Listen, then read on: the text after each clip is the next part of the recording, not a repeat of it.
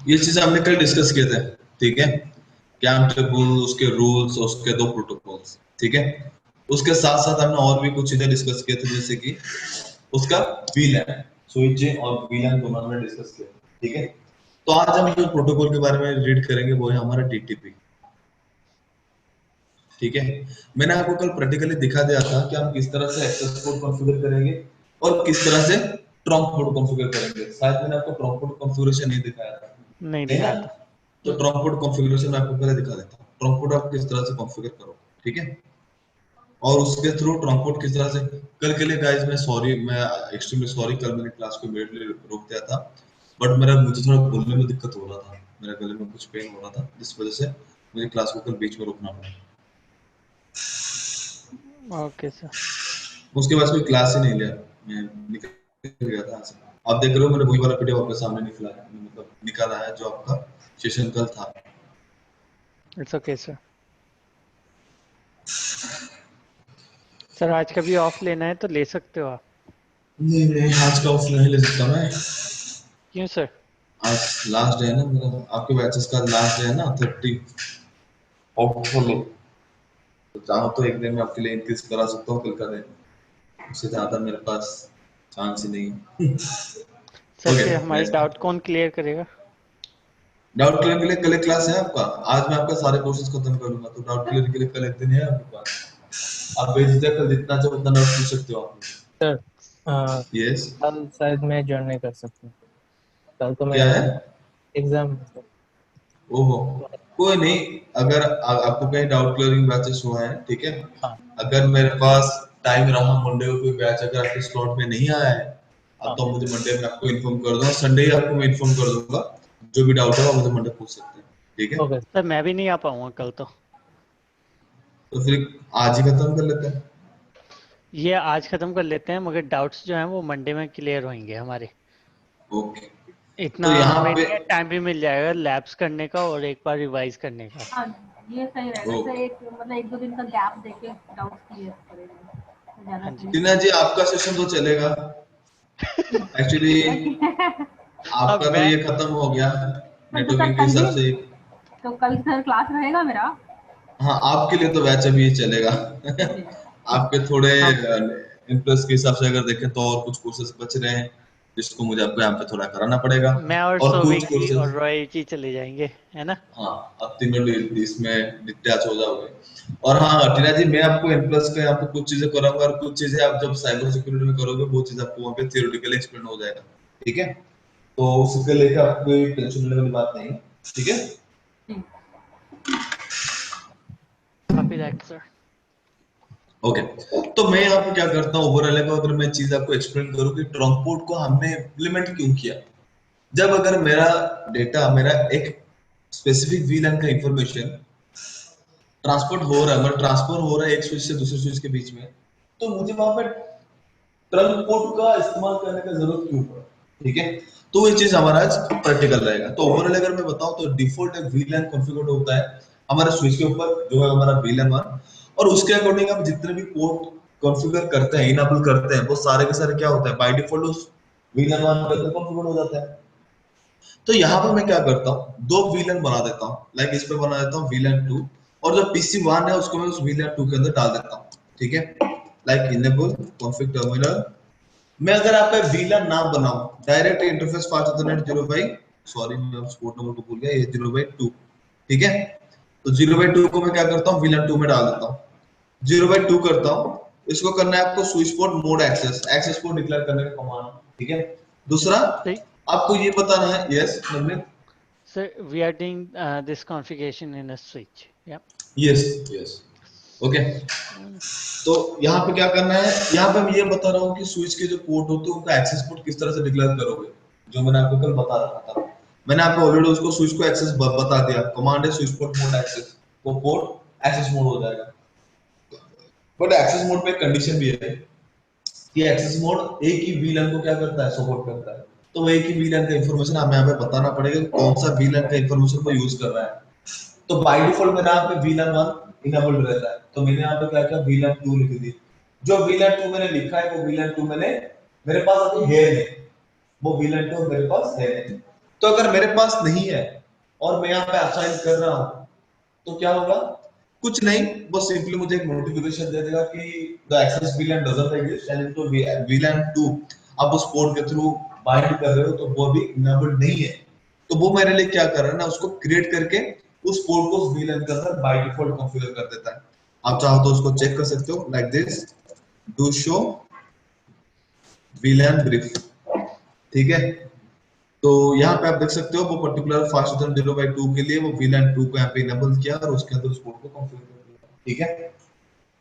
Same ही मैं क्या करता हूँ, यहाँ पे PC3 जो है यानी कि फास्टर देन 0/3 उस पोर्ट को मैं क्या करता हूँ VLAN 2 के अंदर कॉन्फ़िगर कर देता हूँ, ठीक है। तो सिंपल सी बात है, सेम ही कमांड में यहाँ पे कॉन्फ़िगर करूंगा, enable config terminal interface fast ethernet 0/3 switch port mode access switch port access VLAN 2, okay. और बाकी इन सारों को ये तो बाय डिफॉल्ट क्या है, एक्सेस पोर्ट में और VLAN 1 को एक्सेस कर रहे हैं। तो मैं यहाँ पे कर रहा हूँ सबको सेम ही नेटवर्क का IP एड्रेस प्रोवाइड कर देता हूँ 192.168.1.1। दूसरा कर देता हूँ 192.168.1.2। तीसरा एंड लास्ट वन।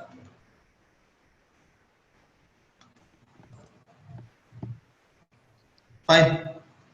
तो एज पर द कॉन्सेप्ट हमारे सारे के सारे जो पीसीज हैं वो एक ही डोमेन के अंदर कॉन्फ़िगर है।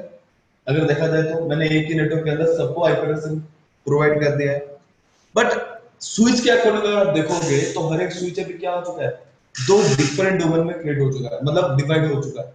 और उसके अकॉर्डिंग हमने क्या किया है, डिफरेंट डिफरेंट डोमेन में डिफरेंट डिफरेंट डिवाइस ले रखा है। तो as per the switch concept different VLAN की वजह से मेरा PC0 PC1 को पिंग नहीं कर पाएगा, ठीक है। तो ये देख लो मेरा PC0 PC1 को पिंग नहीं कर पाएगा।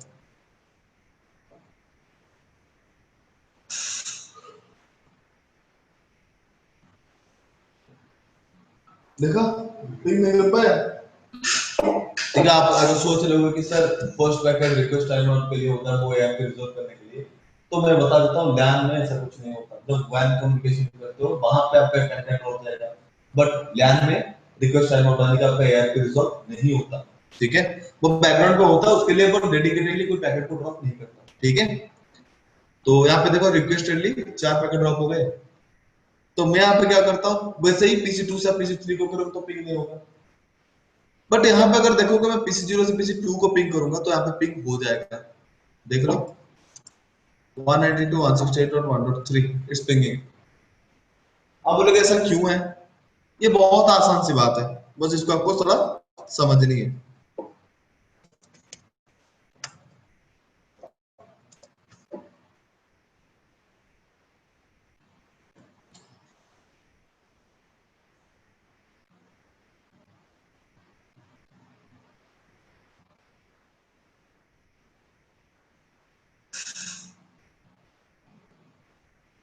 यहाँ पे अगर आप देखोगे, hello Saubhik Navneet, yes sir. या यस सर। हाँ, ये वाला जो आपका पोर्ट है ये वाला किस पे कनेक्टेड है, VLAN 1 में। ये वाला जो पोर्ट है ये आपका किस पे कनेक्टेड है, VLAN 1 में। इस स्विच का जो पोर्ट है ये भी कनेक्टेड है VLAN 1 में, और ये वाला जो पोर्ट है ये भी कनेक्टेड है किसमें, VLAN 1 में। तो ये चारों के चारों पोर्ट क्या है, सेम VLAN के अंदर ट्रांसफर मतलब कॉन्फ़िगर्ड है। तभी जब मैं PC0 से पैकेट जनरेट कर रहा हूँ PC2 के लिए, तो VLAN 1 का पैकेट जा रहा है फास्ट 0/3 के थ्रू, वो VLAN 1 में है, वो भी VLAN 1 को भेज रहा है और उसके थ्रू VLAN 1 को इंफॉर्मेशन आ रहा है और यहाँ पे पिंग सक्सेसफुल हो रहा है। अगर मैं यहाँ पे PC1 से PC3 की बात करूं तो ये दोनों कॉन्फ़िगर्ड है VLAN 2 और VLAN 2 में, और ये मेरा क्या है ना एक्सेस पोर्ट है, और एक्सेस पोर्ट पे सिंगल VLAN का इंफॉर्मेशन नेगोशिएट होता है। तो वहां पे ऑलरेडी बाय डिफॉल्ट क्या है, VLAN 1 है। तो VLAN 2 का इंफॉर्मेशन अगर मैं स्विच को भेजूंगा कि वो इसको आगे तक फॉरवर्ड करके यहाँ तक रीचेबिलिटी कराए तो ये होगा ही नहीं, ठीक है। इस चीज को पॉसिबल करने के लिए मुझे क्या चाहिए, वहां पे और एक लाइन हमें खींचना पड़ेगा, ठीक है। और उस पोर्ट को मुझे क्या करना पड़ेगा, एक्सेस पोर्ट डिक्लेयर करना पड़ेगा, किसके लिए ना, VLAN 2 के लिए। देख लो config terminal, sorry interface fast internet 0/4, switch port mode access, switch port access VLAN 2। ठीक है, सेम ही दूसरी साइड पे कर देता हूँ। Interface fast internet 0/4, switch port mode access, switch port access VLAN 2। अरे यार, switch port mode access, switch port access VLAN 2। ठीक है, अब ये दोनों पोर्ट जो फास्ट इंटरनेट 0/4 का है वो क्या है, VLAN 2 में कॉन्फ़िगर हो गए। तो यहाँ पे आप देख सकते हो, मैं अगर PC1 से PC3 को पिंग करूं तो ये क्या करेंगे, आपस में पिंग कर जाएंगे। देखा। तो यहां से मैं एक चीज आपको एक्सप्लेन करना चाहता हूं कि ट्रंक पोर्ट का हमने रिक्वायरमेंट क्यों की। अगर मैं मान लो यहाँ पे मेरे पास 1000 VLANs है, यहाँ पे भी 1000 VLAN है, तो ये 1000 जो 1000 नंबर्स ऑफ VLANs के बीच में इंफॉर्मेशन नेगोशिएट करने के लिए मैं अगर एक्सेस पोर्ट को यूज करूंगा तो डेडिकेटली मुझे क्या करना पड़ेगा, 1000 लिंक आपस में कनेक्ट कराने पड़ेंगे, क्योंकि यहाँ पे 1000 क्या है, VLANs है, यहाँ पे भी 1000 VLANs है। ठीक है, तो मेरा जो स्विच होता है वो डिवाइसेस को कनेक्ट करने के लिए होता है। अगर मैं डिवाइस टू डिवाइस कम्युनिकेशन कराने के लिए डेडिकेटली लाइन भेजता, मतलब लाइन टू लाइन खींचता जाऊं, तो डिवाइसेस का कनेक्ट होगा, नहीं कर सकता। तो इस प्रॉब्लम को सॉल्व करने के लिए हमने क्या किया, इन एक्सेस पोर्ट को बाइंड करके एक स्पेसिफिक लिंक फॉर्म कर दिया जिसको हम बोलते हैं ट्रंक लिंक, जिसपे आप क्या कर सकते हैं, बाय डिफॉल्ट सारे के सारे VLAN ट्रैफिक को अलाउ कर सकते हैं। तो यहाँ पे अगर मैं आपको बात बोलूं तो यहाँ पे हमें ये 4 को जरूरत नहीं है। मैं वहां पे क्या करूंगा, फास्ट इंटरनेट 0/3 पे जाऊंगा और वहां पे मैं आपको कमांड दे दूंगा, interface fast internet 0/3 switch port mode trunk, trunk port configure करने का कमांड। ठीक है, और इस पे आपको जाना है, इस पे भी आपको एग्जैक्टली सेम ही करना है, interface fast internet 0/1 switch port mode trunk. ठीक है, अब ट्रंक कोड का कंडीशन क्या है ना, वो बाय डिफॉल्ट सारे के सारे VLAN में इंफॉर्मेशन को आपस में नेगोशिएट करता है। तो आप देख सकते हो, मैं PC0 से PC3 को पिंग करूं, सॉरी PC2 को पिंग करूं तो ये पिंग हो रहा था, पिंग होगा। और अगर मैं यहाँ पे PC1 से PC2 को पिंग करूं तो यहाँ पे भी देख लो, ये भी आपस में पिंग करेंगे। तो जो काम हम एक्सेस पोर्ट के थ्रू मल्टीपल लिंक्स को डिवाइसेस के बीच में कनेक्ट करके परफॉर्म कर रहे थे, वो ही अभी एक ही केबल के थ्रू क्या हो रहा है, दोनों डिवाइस के साथ नेगोशिएट हो रहा है। ठीक है, तो इसी पर्पस के लिए मार्केट में क्या हुआ था, ट्रंक पोर्ट को डेवलप किया गया था, ताकि यूज एक्सेस पोर्ट हमें, मतलब डिफरेंट टाइप के केबल्स यूज ना करने पड़े एक्सेस पोर्ट के ऊपर। बस एक ही पोर्ट के थ्रू सारे के सारे VLANs का ट्रैफिक एक डिवाइस से दूसरे डिवाइस के बीच में शेयर हो जाए। इस वजह से हमने मार्केट में ट्रंक पोर्ट को इनेबल किया था, इंप्लीमेंट किया था। ठीक है, तो गाइस ये चीज क्लियर है? Yes sir. कॉपी सब ओके, तो ये जो ट्रंक पोर्ट है उसको आप चाहो तो डायनामिक वे से क्रिएट कर सकते हो, जैसे मैंने यहाँ पे आपके लिए क्रिएट किया, वो क्या था, वो एक मैनुअल तरीका था। आपको क्या कहा, ये अभी मैंने जो आपको ट्रंक पोर्ट किया और एक्सेस पोर्ट किया वो हमारा मैनुअल तरीका था। मैं अगर चाहूं तो उसको डायनामिक वे में भी क्रिएट करा सकता हूं। डायनामिक पे क्रिएट करने के लिए एक प्रोटोकॉल का हमें यूज करना है जो है हमारा DTP। DTP stands for dynamic trunking protocol. ठीक है, और इस प्रोटोकॉल का पर्पस क्या है ना, it is used to form access port access और ट्रंक पोर्ट डायनामिकली। ओके, तो DTP क्या करेगा ना, DTP वहां पे ट्रंक पोर्ट और एक्सेस पोर्ट डायनामिकली किस तरह से फॉर्म होगा कि नहीं, उस चीज को परफॉर्म करेगा। ठीक है, तो इस चीज को परफॉर्म करने के लिए इट हैज 2 मोड्स। ठीक है, one is dynamic desirable and second one is dynamic auto. Okay, dynamic desirable का मतलब क्या है, डिजायरेबल का मतलब यही होता है कि वो जो, अगर मैं यहाँ पे इस तरह से आपको उसको एक्सप्लेन करना चाहूंगा, लाइक मान लो दो स्विच मैंने ले ली। ठीक है, तो मैं चाहता हूं इनके जो इंटरमीडिएट लिंक है वो मेरा ट्रंक पोर्ट बन जाए। ठीक है, तो ट्रंक पोर्ट बनने के लिए मैं वहां पे क्या करूंगा, एक पोर्ट को क्या करूंगा, उसका ना डायनामिक डिजायरेबल पे कॉन्फ़िगर कर दूंगा, दूसरे को डायनामिक ऑटो पे कॉन्फ़िगर कर दूंगा। डिजायरेबल क्या होगा ना, पैकेट्स को जनरेट करेगा, किसके लिए, ट्रंक पोर्ट को फॉर्म करने के लिए, ठीक है। और ऑटो क्या करेगा, उस जनरेट किए हुए पैकेट को रिसीव करके वो क्या करेगा, ट्रंक पोर्ट को फॉर्म कराएगा, ठीक है। तो इसके लिए कंडीशन क्या है, अगर यहाँ पे डायनामिक डिजायरेबल डायनामिक ऑटो है तब वहां पे ट्रंक फॉर्म हो जाएगा, यहाँ पे डायनामिक डिजायरेबल और यहाँ पे डायनामिक डिजायरेबल है तब भी ट्रंक फॉर्म हो जाएगा, क्योंकि ये पैकेट नेगोशिएट करेगा और ये भी पैकेट नेगोशिएट करेगा, तो दोनों आपस में पैकेट नेगोशिएट करने के बाद क्या होगा, ट्रंक इनेबल हो जाएगा। दूसरा होता है हमारा डायनामिक ऑटो और यहाँ पे डायनामिक डिजायरेबल, तब भी यहाँ पे ट्रंक बन जाएगा। बट डायनामिक ऑटो और डायनामिक ऑटो इस केस में क्या होगा ना, यहाँ पे ट्रंक पोर्ट नहीं बनेगा, यहाँ पे क्या बनेगा ना, यहाँ पे हमारा एक्सेस पोर्ट फॉर्म होगा। तो इस तरह से हम क्या कर सकते हैं ना, डीटीपी को यूज करके क्या कर सकते हैं, हमारा device to device access port और ट्रंक पोर्ट बना सकते हैं, ठीक है। Yes Navreen, So could you please explain one more time? Okay. It's a little bit confusing. So confusing नहीं, कॉन्फ्यूजिंग हुआ तो मैं हूं, कॉन्फ्यूज होना का नहीं, ठीक है। नवनीत, अब इस स्विच को छोड़ दो, इसको अभी भूल जा। रिप में किस तरह से इनेबल जो नेबरशिप होता था वो किस तरह से इनेबल होता था, हम यहाँ पे रिप इनेबल करते थे, हाँ ये पैकेट जनरेट करता था, इस पे रिप इनेबल करते थे, ये पैकेट जनरेट करता था, जी तब जाके इनके बीच में नेबरशिप फॉर्म होता था। हम्म यहाँ पे डीटीपी पैकेट स्पेसिफिकली नेगोशिएट होता है ट्रंक पोर्ट को फॉर्म कराने के लिए, ठीक है। लाइक एक पोर्ट है उसका डायनामिक डिजायरेबल, दूसरा होगा उसका dynamic auto.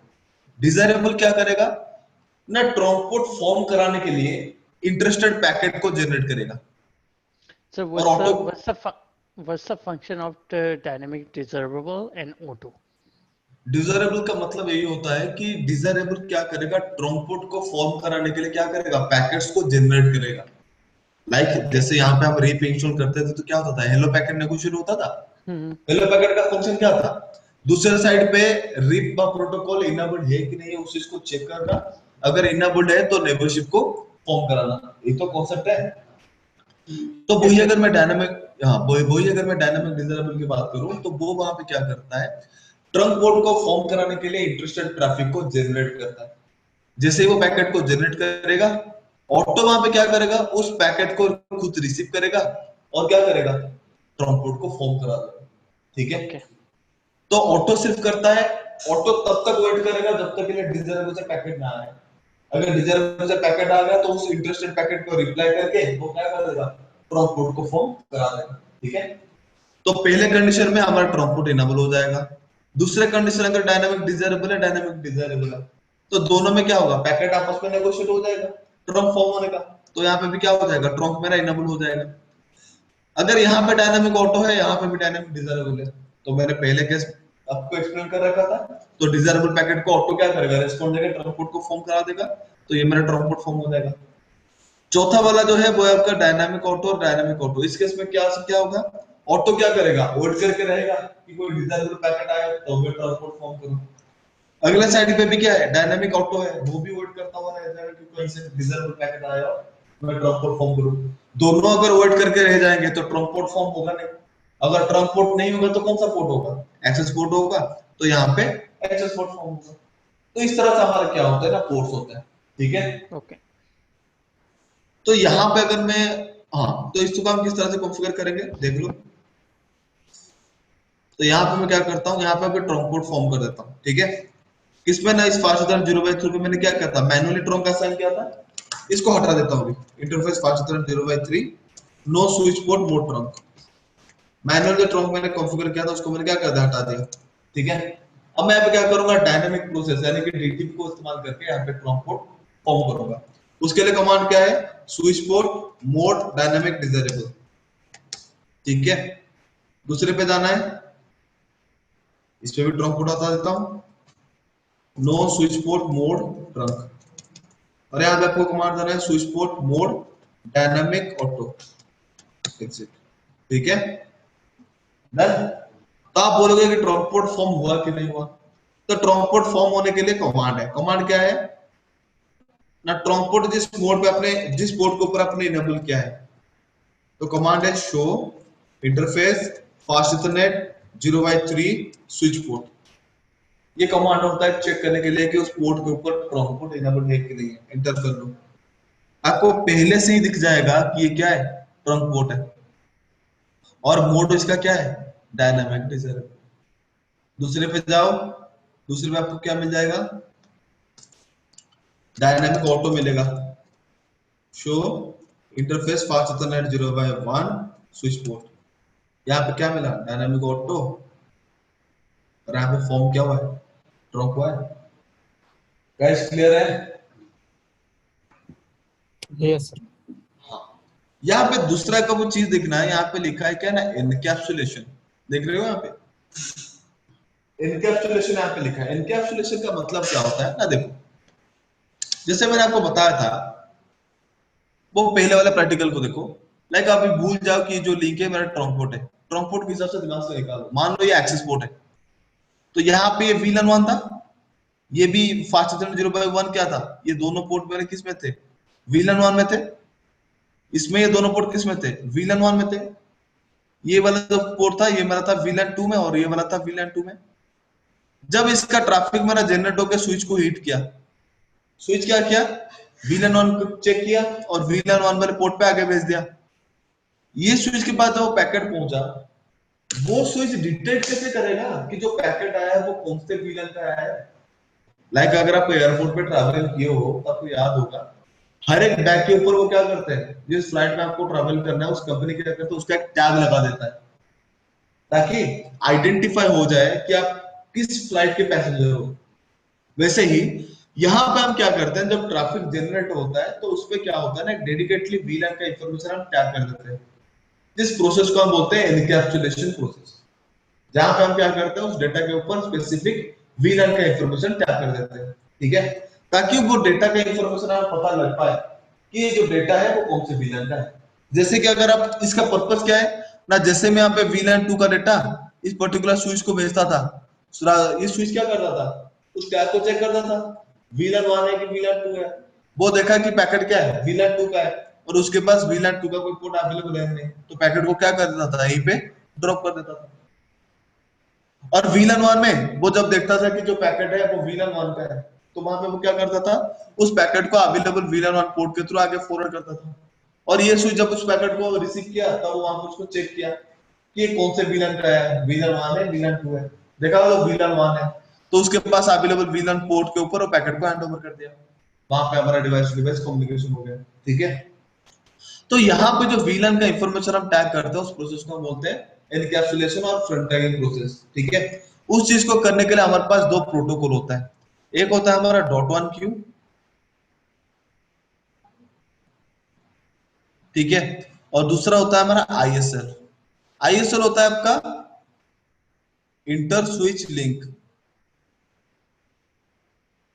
Inter switch link, ठीक है। ये आपका सिस्को प्रोप्राइटरी प्रोटोकॉल है, और ये इस पर्टिकुलर इंफॉर्मेशन को टैग करने के लिए 30 बाइट का इंफॉर्मेशन रीड करता है, ठीक है, जिसमें 24 बाइट का आपका रहेगा हेडर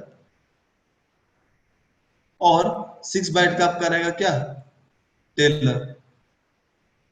यानी कि डेटा अगर ये रहा आपका, तो इससे पहले वो क्या करेगा, 24 बाइट रखेगा और उसके बाद में वो 6 बाइट रखेगा, ठीक है। और इसमें क्या होता है ना, हमारा फ्रेम साइज होता है वो बड़ा हो जाता है। अगर आपको पता है, हम जो यहाँ पे स्विच डिस्कस कर रहे हैं वो हमारा इथरनेट स्विच है, और ये इतना ज्यादा कैपेबल नहीं हो पाते कि उतना ज्यादा डेटा को प्रोसेस कर सके। तो यहाँ पे फ्रेम टैगिंग होने के बाद वो डेटा का जो साइज होता है वो क्या होता है, थोड़ा बड़ा हो जाता है। तो इस केस में हम जब इथरनेट स्विच यूज करते हैं तो वहां पे हम इस ISL को यूज नहीं करते, हम वहां पे यूज करते हैं .1q को। .1q क्या है ना, ये हमारा ओपन स्टैंडर्ड प्रोटोकॉल है, ठीक है, यानी कि सिस्को के डिवाइसेस के साथ साथ नॉन सिस्को डिवाइसेस के ऊपर भी क्या करता है, काम करता है, ठीक है। तो इसमें ये जो टैग करता है वो 4 बाइट का टैगिंग परफॉर्म करता है, ठीक है।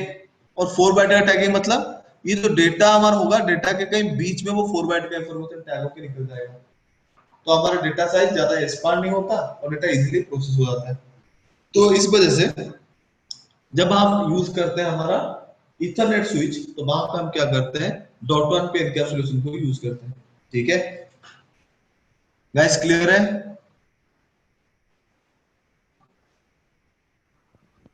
सर एक बार और समझा दीजिए। यहाँ पे देख लो, मैं वही बोल रहा हूँ, यहाँ पे देख लो, यहाँ पे एनकैप्सुलेशन प्रोटोकॉल क्या लिखा है, .1q लिखा है, ठीक है। एक्चुअली दोनों में डिफरेंस क्या है ना, जो आईएसएल होता है आपका, वो आईएसएल आपका क्या करता है ना, डेटा का आउटर साइड में कुछ इंफॉर्मेशन टैग करता है। वो होता है लाइक ये मेरा डेटा है अगर 1500 का, तो उसमें डेटा एक्स्ट्रा वो कितना टैग करेगा, 30 बाइट का। तब यहाँ पे डेटा साइज मेरा कितना है, 1530। अगर मैं .1q को यूज करूंगा तो वो वहां पे क्या करता है, 4 बाइट का इंफॉर्मेशन टैग करता है, और वो इस डेटा के बीच में टैग होके निकल जाता है। वो सेपरेशन मतलब सेपरेट टैगिंग परफॉर्म नहीं करता। तो यहाँ पे जो डेटा का साइज होता है वो कितना होता है, 1404 होता है। तो किसका डेटा साइज छोटा है, .1q का। तो इथरनेट टाइप पे डेटा प्रोसेसिंग को फास्टर करने के लिए आप क्या करते हैं ना, .1q को यूज करते हैं, ठीक है। ये हमारा ओपन स्टैंडर्ड भी है, सिस्को और नो सिस्को सारे डिवाइसेस के ऊपर काम भी करता है, ठीक है। और आईएसएल जो होता है वो सिर्फ और सिर्फ हम मल्टीलेयर स्विच के केस में यूज करते हैं, जो आपके कोर्स मॉड्यूल में है नहीं, ठीक है। तो इसमें हम क्या करते हैं ना, इसमें हम आईएसएल यूज करते हैं, उसमें जो 30 बाइट का इंफॉर्मेशन वो टैग करता है ना, वो कुछ ज्यादा इंफॉर्मेशन कैरी करता है ड्यू टू सिक्योरिटी पर्पस, ठीक है। तो फिलहाल हम यहाँ पे जो एनकैप्सुलेशन कर रहे हैं वो हमारा .1q का है, ठीक है। सो ये हमारा था कुछ बेसिक इंफॉर्मेशन जानना कि हमारा जो इंफॉर्मेशन है वो किस तरह से टैग होता है, क्या होता है, ठीक है। तो ये था हमारा डीटीपी। डीटीपी के बाद अगर मैं आपको एक्सप्लेन करूं तो डीटीपी के बाद का जो टॉपिक है वो है हमारा बीटीपी, ठीक है। वो है हमारा BTP.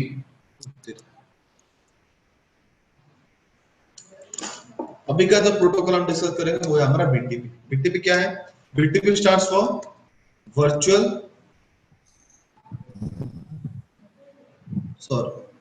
Virtual local area network trunking protocol, ठीक है। ये क्या करता है, it is used to propagate VLAN information from one device to another. तीसरा, it also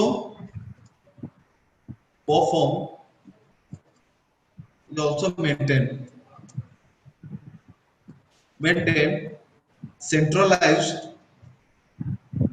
centralized database for VLAN. It has 3 modes: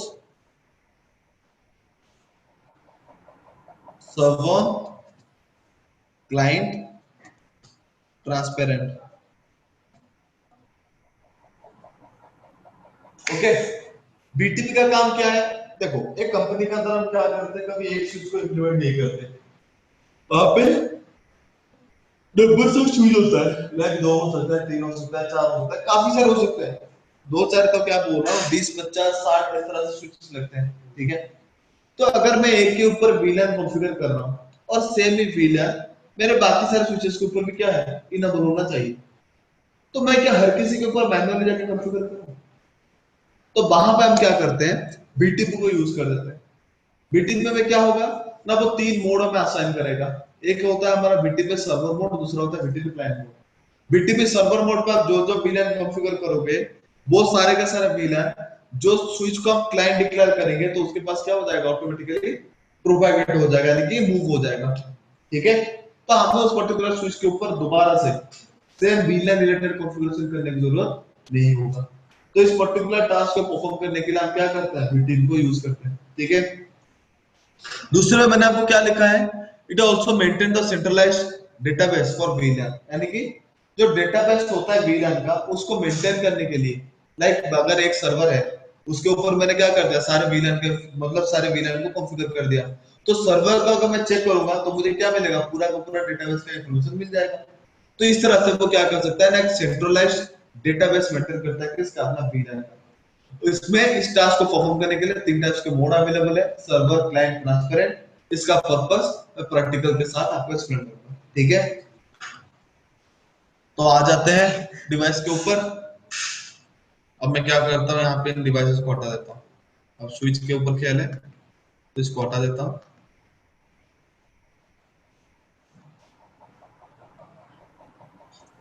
Enable perfect terminal.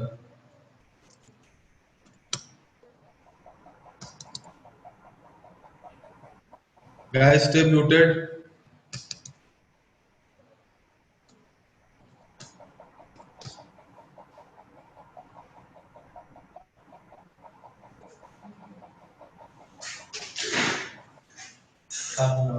Screen चला गया, screen sharing बंद हो गई है।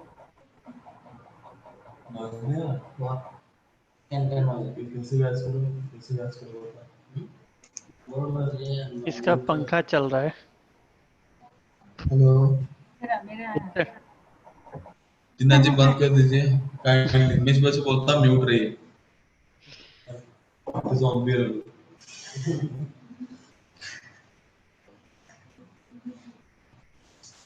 Okay sorry guys.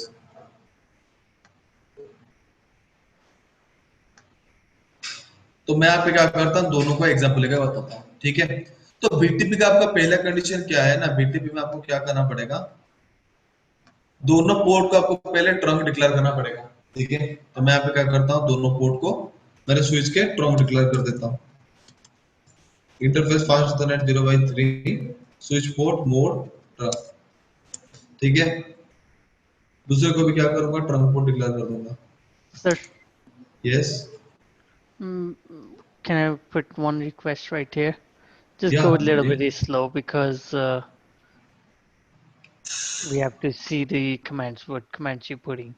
Actually Going मैं too बहुत fast. Slow type कर रहा हूँ, मैं कमांड बहुत स्लोली टाइप कर रहा हूँ। मुझे लग रहा है कि इंटरनेट की इसकी वजह से आपके पास एक साथ शायद एग्जीक्यूट हो रहा है, but I deep have deep my, या डीप तो मेरे पास बैठे हैं, तो उनसे पूछ सकते हो आप। कमांड तो मैंने स्लोली टाइप कर रहा हूँ, कंप्लीटली रीडेबल रहता है उनके लिए। हमारे लिए बहुत फास्ट चलता है। आपने कमांड दे दी, 2 सेकंड में कमांड खत्म हो गई आपकी, इसलिए कह रहा था।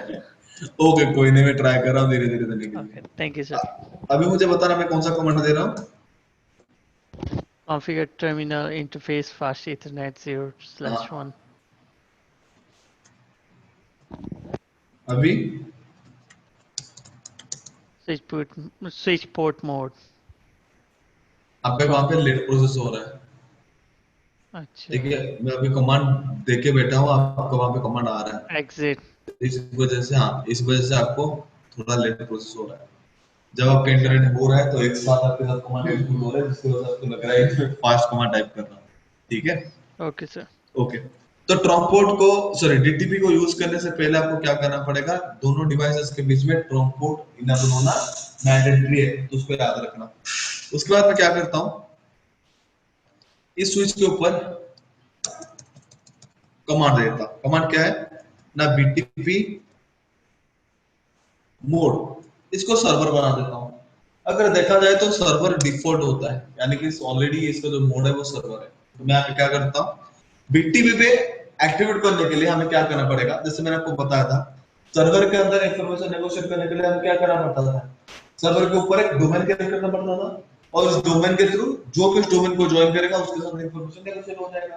बेसिकली मुझे यहाँ पे क्या करना पड़ेगा, एक बीटीपी डोमेन क्रिएट करना पड़ेगा .com, ठीक है।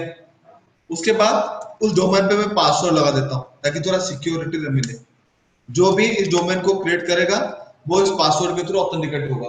अगर वो ऑथेंटिकेट होगा तभी वो क्या करेगा, इस पर्टिकुलर डोमेन को क्रिएट करेगा, मतलब ज्वाइन करेगा, और उसके थ्रू वो वीलैन के इंफॉर्मेशन को पिक कर सकता है, ठीक है। तो अभी मैं क्या करता हूँ, इसके ऊपर वीलैन इनेबल कर देता हूँ, वीलैन 2, वीलैन 20, वीलैन 200, वीलैन 2000,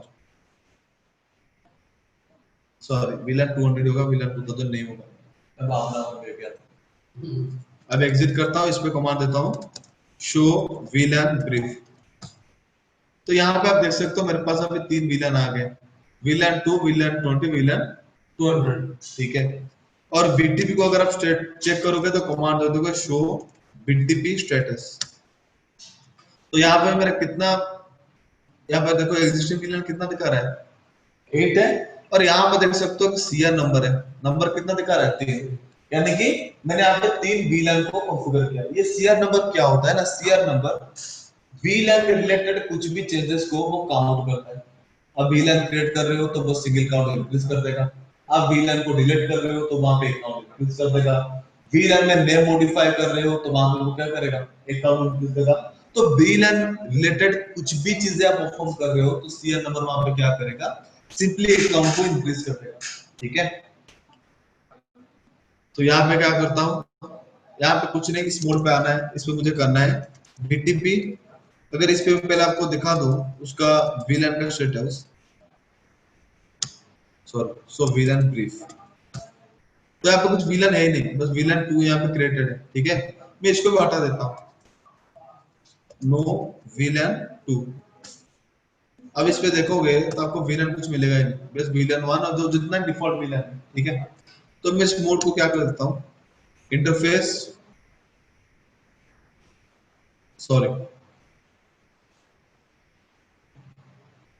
इसको हाँ, इस पे क्या काम करता हूँ, VTP मोड क्लाइंट, क्लाइंट हो गया।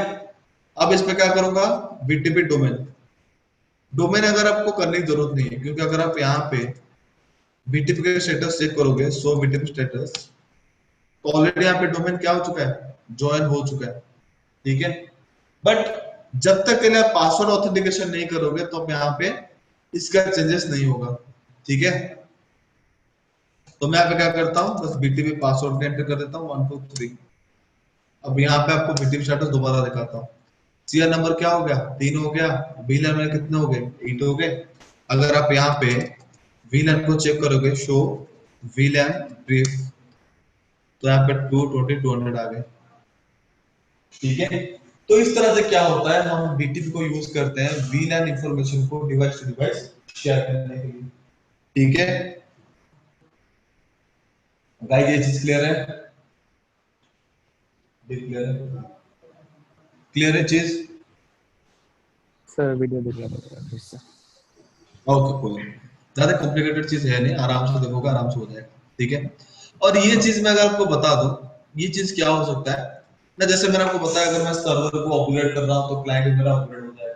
ठीक है, तो बीच में मान लो इन सर्वर या क्लाइंट किसी के साथ मेरा कंपनी का सर्वर इंप्लीमेंटेड है, तो जब भी मैं सर्वर को अपडेट करूंगा पूरा का पूरा क्लाइंट और सर्वर का जो सिस्टम पूरा पूरा अपग्रेड हो जाएगा।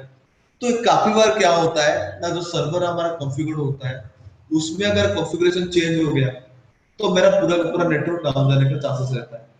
तो इस वजह से हम क्या करते हैं ना, कोई भी अपग्रेडेशन हो, मेरे स्विच के ऊपर जो कॉन्फ़िगरेशन है वो रिमेन सेम रहे, उसमें चेंजेस कुछ ना हो। उस वजह से हम वहां पे क्या करते हैं, इस BTP का स्पेशल मोड यूज करते हैं जिसको हम बोलते हैं transparent mode.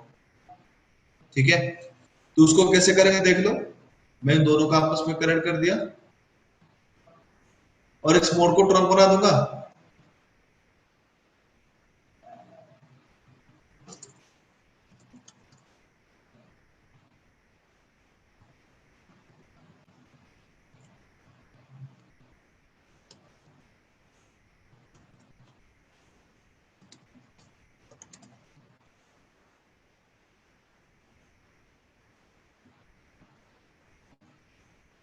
0/1 switch port mode trunk,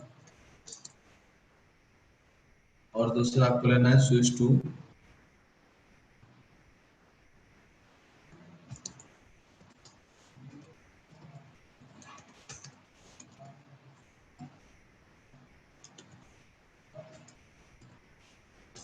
ठीक है, तो ये मेरा क्या है, ऑलरेडी मेरा सर्वर बन चुका है। ठीक है, मैं स्विच टू को क्या करता हूँ, ट्रांसपेरेंट मोड पे कॉन्फ़िगर कर देता हूँ। ठीक है, तो इसको कर देता हूँ BTP मोड ट्रांसपेरेंट। ठीक है, यहां पे देता हूँ BTP डोमेन, डोमेन मेरा क्या था, cisco.com था, विथ BTP पासवर्ड 1 2 3। तो एज पर द कॉन्सेप्ट मैंने आपको जो बताया वो क्या है, ये पर्टिकुलर स्विच अभी क्या हो जाएगा, उस पर्टिकुलर डोमेन को ज्वाइन करेगा और उसके अंदर जो भी कॉन्फ़िगरेशन है उसको खुद के ऊपर कैरी कर देगा। तो यहाँ पे देख लो, शो BTP स्टेटस, यहाँ पे ऐसा कुछ नहीं है।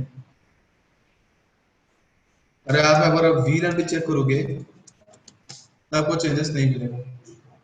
तो ट्रांसपेरेंट मोड कभी भी कुछ भी कॉन्फ़िगरेशन को सपोर्ट नहीं करता, वो सिर्फ उसी कॉन्फ़िगरेशन को सपोर्ट करता है जो कॉन्फ़िगरेशन एडमिनिस्ट्रेटर करेगा खुद मैन्युअली उस डिवाइस के ऊपर आके। लाइक मैं यहाँ पे खुद से कुछ विलन बना रहा हूँ,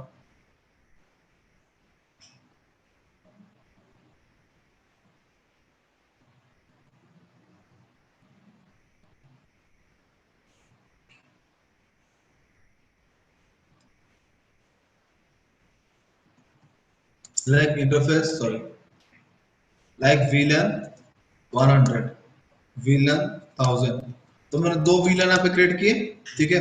अब यहाँ पे चाहोगे ना, यहाँ पे अगर आप चाहो तो क्या कर सकते हो, एक्सटेंडेड विलन भी बना सकते हो। मैंने बोला था ना आप सिर्फ स्टैंडर्ड विलन यूज कर सकते हैं, तो स्टैंडर्ड विलन स्पेसिफिकली सर्वर और क्लाइंट मोड पे होता है। अगर ट्रांसफर मोड पे हो तो वहां पर क्या कर सकते हो, एक्सटेंडेड रेंज को भी यूज कर सकते हो, लाइक 4000 4001, देखो सारे बन रहे हैं 4002। अब मैं इस पे क्या करता हूँ, एग्जिट करता हूँ, ठीक है, और यहाँ पे कमांड देता हूँ शो विलन, सॉरी हाँ शो विलन ब्रीफ। तो यहाँ पे देख लो दो मैंने बनाया था, स्टैंडर्ड का वो है और एक्सटेंडेड का भी यहाँ पे देखो नीचे आ रहा है, ठीक है। ये जो फ्लेक्सिबिलिटी है वो सिर्फ आपको ट्रांसपेरेंट स्विच में मिलेगा, ठीक है, अदर में नहीं मिलेगा, ठीक है। तो इस तरह से आप क्या कर सकते हो, कहीं पे कॉन्फ़िगरेशन को कांस्टेंट रखने के लिए बीटीपी में ट्रांसपेरेंट मोड को भी चूज कर सकते हो ताकि कॉन्फ़िगरेशन का चेंज ना हो, ठीक है। गाइस 2 मिनट का ब्रेक, थोड़ा मशरूम साथ आ रहा हूँ। Sure, sir. आप बात कर सकते हो, अभी से वो भी बात करना है।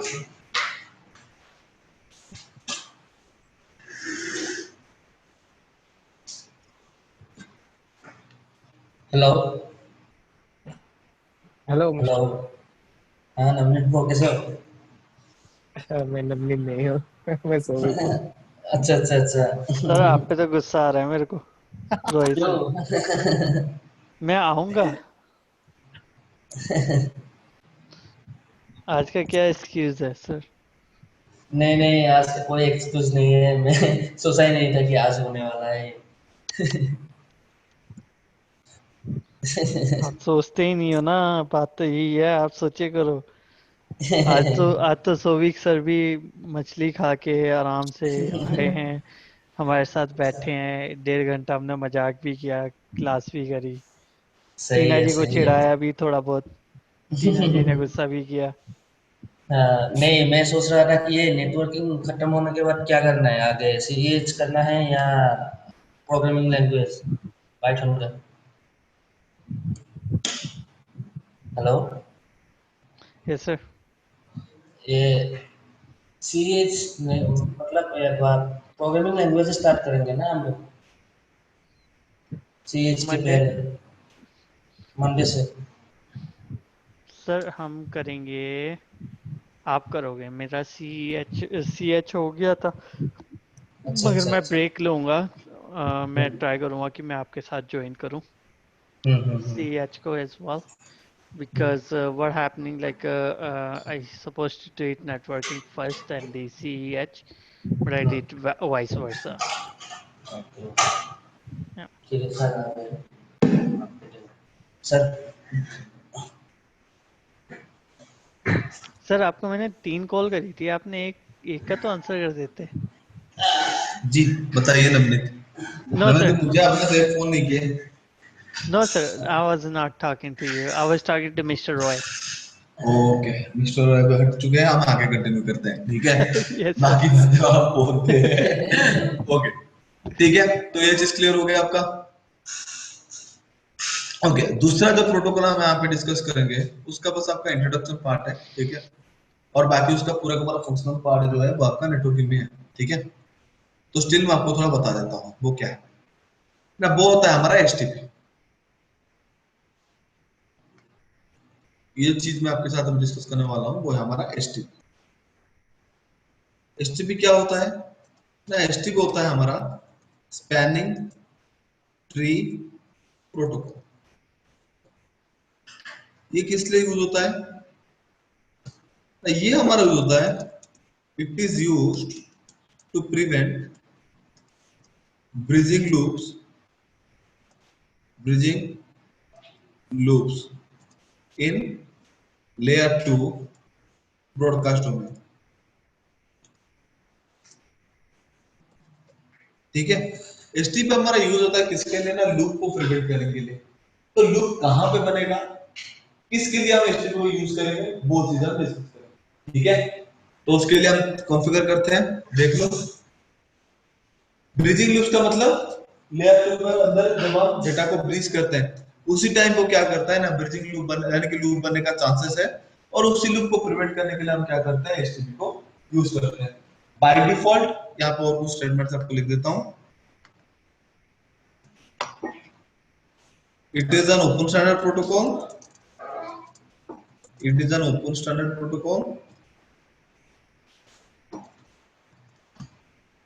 और चौथे में है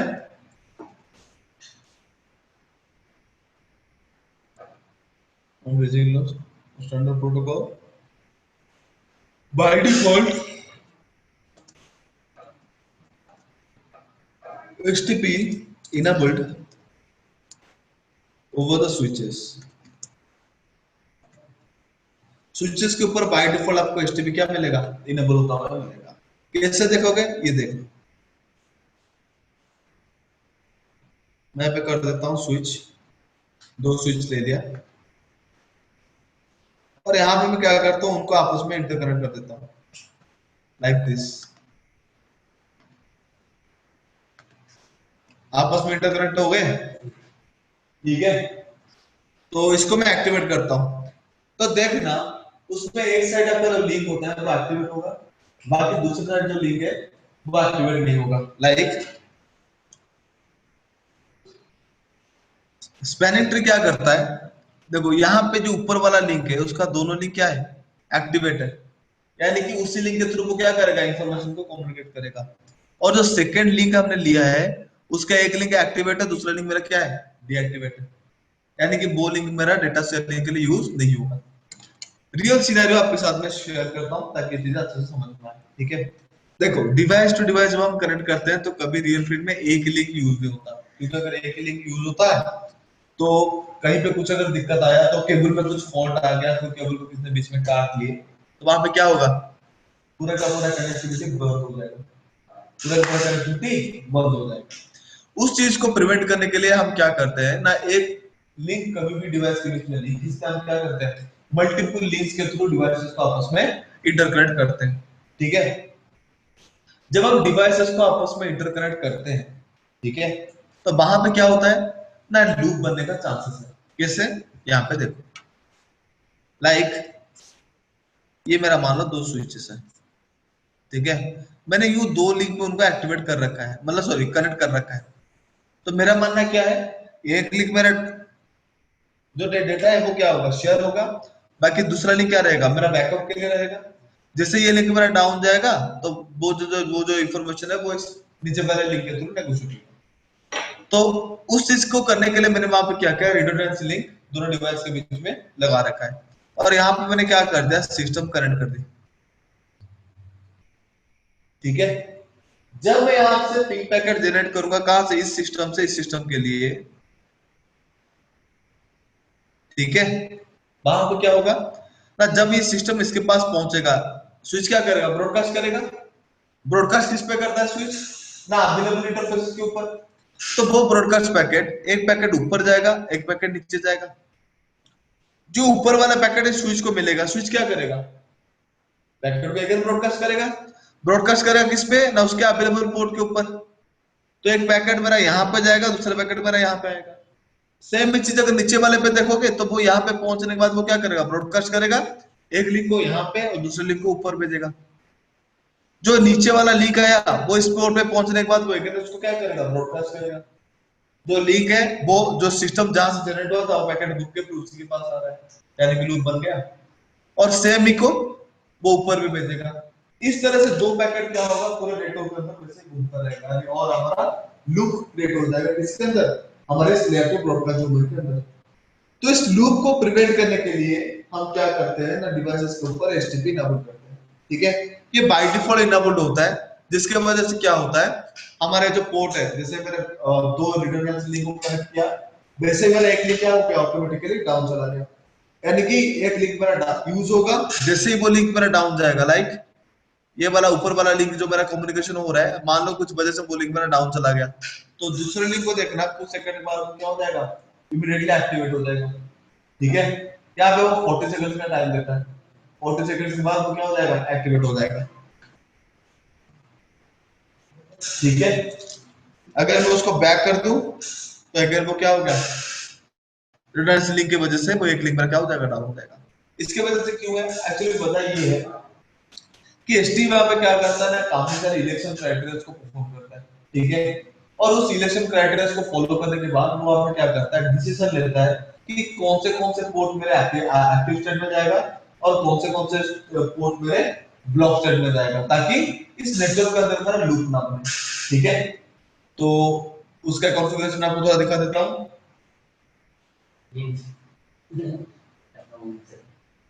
गाइस एक मिनट,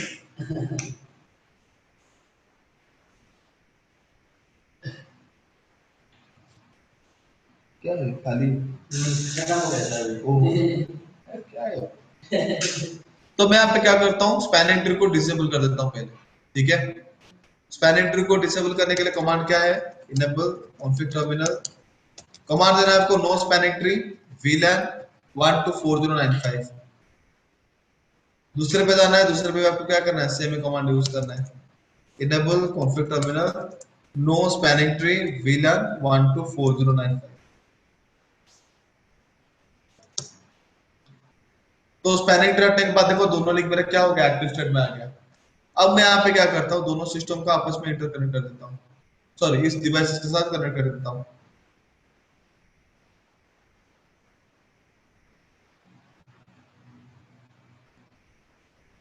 ठीक है, तो यहाँ पे ओपन करता हूँ PC4 को,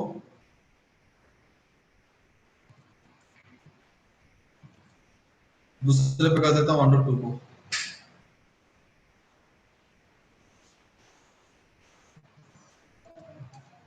ठीक है,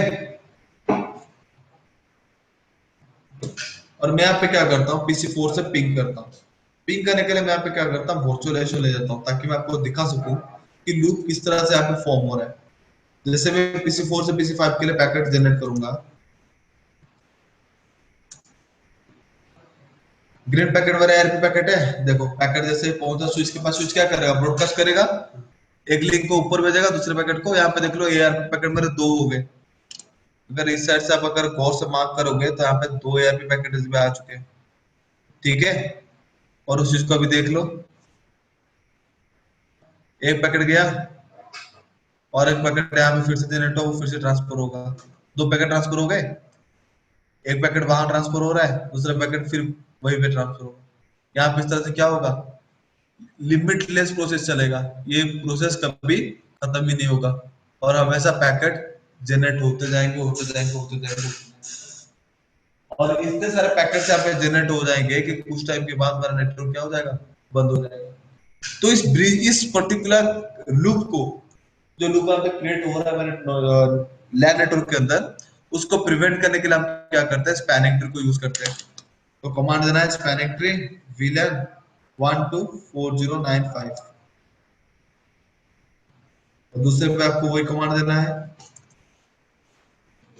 स्पैनिंग ट्री VLAN 1 to 4095। और ये होने के बाद उसमें एक लिंक मेरा क्या होगा, जनरेट होगा, दूसरा लिंक मेरा डाउन चला जाएगा। यानी कि एक लिंक के बोथ साइडेड मेरे एक्टिवेट रहेंगे, और एक साइड मेरा एक्टिवेट रहेगा, दूसरा साइड मेरा ब्लॉक रहेगा। जिसमें दो साइड एक्टिवेट है उसी के थ्रू मेरा क्या होगा, डेटा नेगोशिएट होगा। जिसका एक लिंक डाउन है वो मेरा बैकअप के लिए पड़ा रहेगा। अगर इनकेस वो कम्युनिकेशन वाला लिंक डाउन चला गया तो जो पोर्ट मेरा ब्लॉक है वो कुछ टाइम के बाद एक्टिवेट हो जाएगा, और उस पर्टिकुलर लिंक के थ्रू क्या होगा, डिवाइस के ऊपर डेटा नेगोशिएट होगा। ठीक है गाइस, क्लियर है चीज, Navneet, Souvik, yes sir. Yes sir. Clear है चीज? यस। ठीक है, तो यहां तक आपका था बेसिक स्विचिंग। ठीक है, जो चीज मुझे आपको बता रहा था कि स्विचिंग के ऊपर कौन से कॉन्सेप्ट यूज होता है। ठीक है, तो आप बोल रहे हो कल आप प्रेजेंट नहीं हो पाओगे कोई भी? I'm not, sir.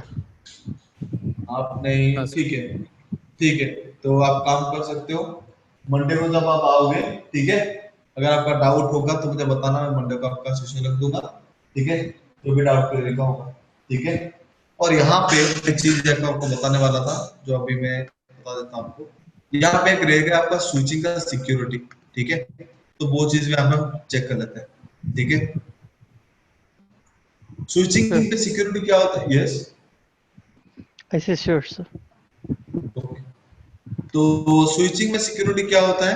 हाँ देखो, कंपनी के अंदर स्विच के साथ डायरेक्टली क्या होता है, एंड डिवाइसेस इंटरेक्ट करते हैं। तो कोई अगर कुछ इस पर्टिकुलर एंड डिवाइसेस के साथ कुछ हार्मफुल फाइल मेरे स्विच के साथ शेयर कर दिया, तो मेरा क्या हो जाएगा, नेटवर्क में एडिशनल हो गए। तो उस चीज को प्रिवेंट करने के लिए हम क्या करते हैं, जिस सिक्योरिटी का आप बोलते हैं लेयर 2 सिक्योरिटी और स्विच पोर्ट सिक्योरिटी, ठीक है। तो उसका हम किस तरह से इनेबल करेंगे वो देख लो। मैं अब क्या करता हूँ, और दो सिस्टम ले जाता हूँ ताकि मैं आपको अच्छे से एक्सप्लेन कर सकूं। इसका आईपी ले जाता हूँ 1.2,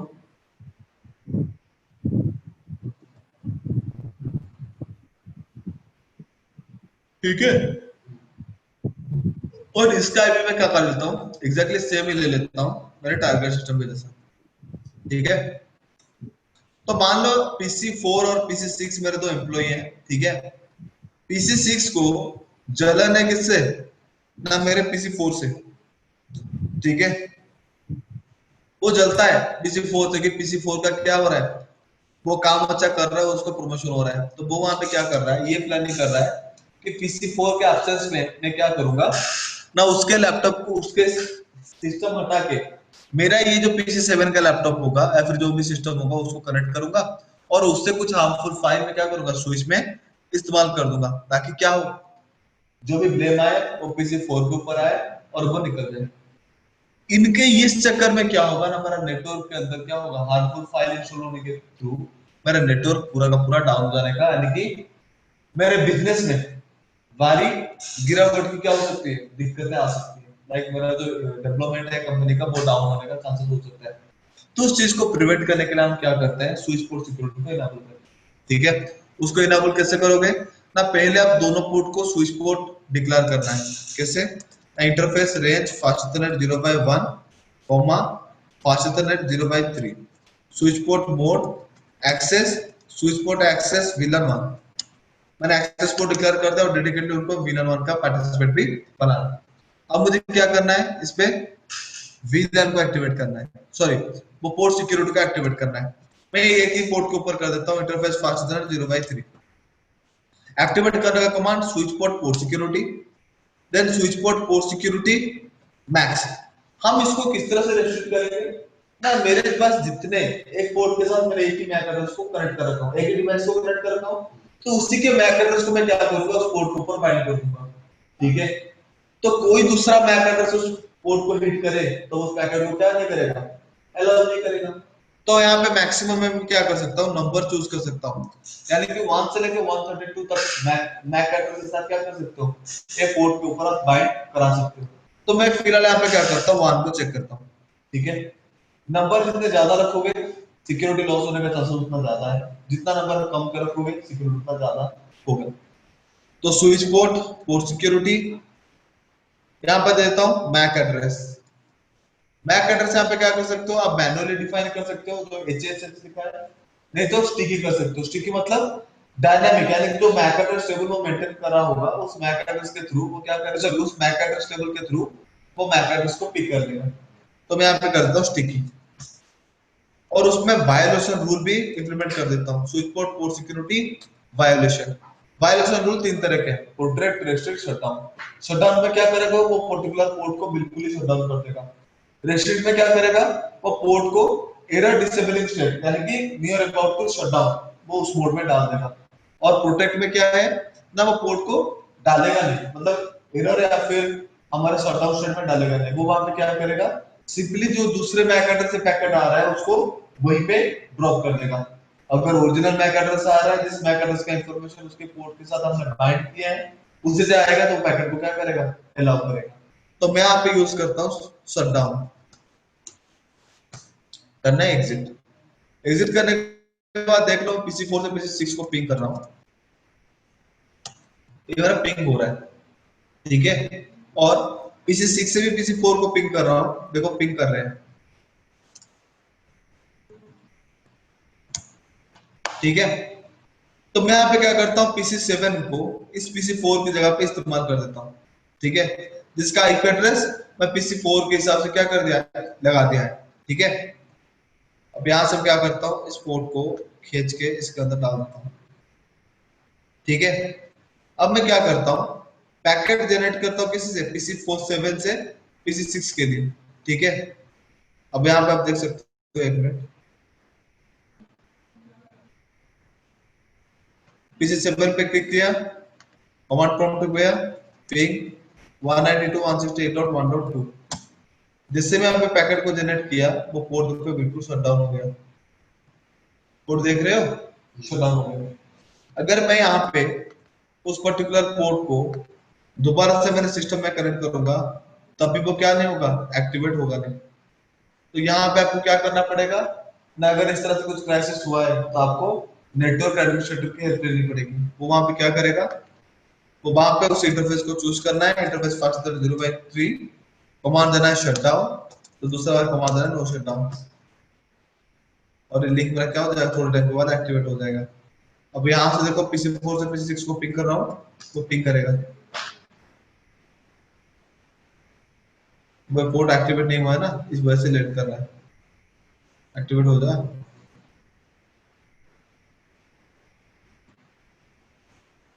एक्टिवेट हो गया, अब ये देख लो, ये पिंग करेगा, ठीक है। इस तरह से हम क्या कर सकते हैं, स्विच के ऊपर सिक्योरिटी भी इंप्लीमेंट कर सकते हैं, ठीक है। गाइस कुछ डाउट है इसमें? नवनीत, सौभिक, इमरान जी? सर वीडियो देखना पड़ेगा। Okay fine. सेम तो थिंग दूसरा, सर। ओके फाइन, मैं समझ रहा हूँ, थोड़ा कॉम्प्लिकेटेड था लग रहा है आपको, तो ज्यादा कॉम्प्लिकेटेड है नहीं, देखोगे तो समझ में आ जाएगा। और यहाँ पे दूसरा जो सिक्योरिटी है, जो आपके लिए रियल फील्ड का सिनेरियो है, वो बता देता हूँ। वो है हमारा क्या, MITM अटैक। MITM मतलब man in the middle attack. ये कब पॉसिबल होता है, जब हमारे पास नेटवर्क के अंदर DHCP सर्वर इंप्लीमेंटेड है, ठीक है।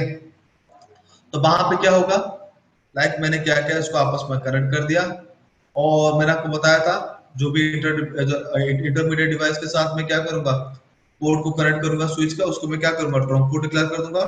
मैं यहाँ पे स्विच पोर्ट को कर देता हूँ trunk, switch port mode trunk, ठीक है।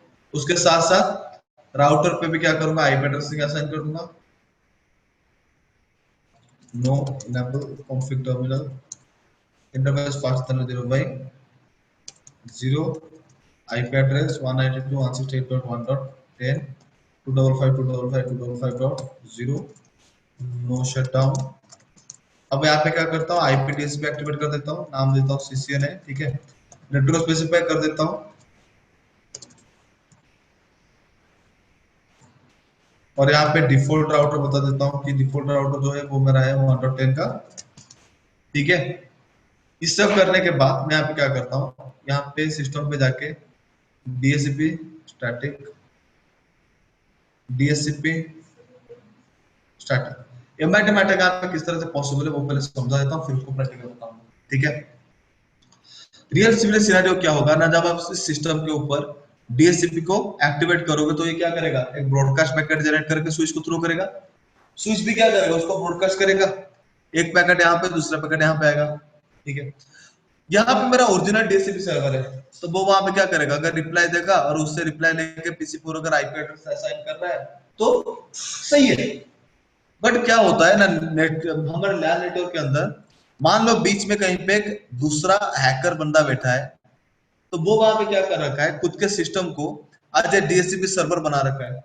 इस सर्वर को हम बोलते हैं रोग DHCP सर्वर। इस सर्वर को हम बोलते हैं रोग DHCP सर्वर। मान लो ये जब स्विच ने ब्रॉडकास्ट किया, वो उस मेन DHCP सर्वर के साथ कम्युनिकेट करने के साथ साथ इसके पास भी पहुंच गया, और मेन DHCP सर्वर से रिप्लाई आने से पहले रोग डीएचसीपी सर्वर ने उसको रिप्लाई कर दिया और उसने क्या किया, उस डीएचसीपी सर्वर से पैकेट को सभी आईपी एड्रेस को असाइन कर दी। अब अगर ऐसी जगह पे आप उसको ध्यान से देखोगे तो जो भी पैकेट अब PC4 कम्युनिकेट करेगा वो किसके थ्रू होगा, वो सीधा इस डीएचसीपी सर्वर के थ्रू कम्युनिकेट करेगा। तो जो भी पैकेट PC4 से उस सर्वर के बीच में कम्युनिकेट हो रहा है, बीच में ये रोग डीएचसीपी सर्वर बैठ के उसको क्या कर रहा है, रीड कर रहा है। तो इस टाइप के अटैक को हम बोलते हैं एमआईटीएन अटैक, और उस चीज को हम बोलते हैं यहाँ पे नेटवर्क की फील्ड में उसको हम बोलते हैं DHCP snooping, DHCP snooping, sorry DHCP spoofing. उसको प्रिवेंट करने के लिए जो टेक्निक हम यूज करते हैं वो है हमारा डीएचसीपी स्नूपिंग। ठीक है, तो उसको हम कैसे करेंगे ना, स्विच के ऊपर मैं क्या करूंगा ना, डीएचसीपी स्नूपिंग को एक्टिवेट कर दूंगा। तो वो वहां पे क्या करेगा ना, जितने भी पोर्ट स्विच के ऊपर अवेलेबल है उन सारे पोर्ट्स को क्या कर देगा, अनट्रस्ट कर देगा।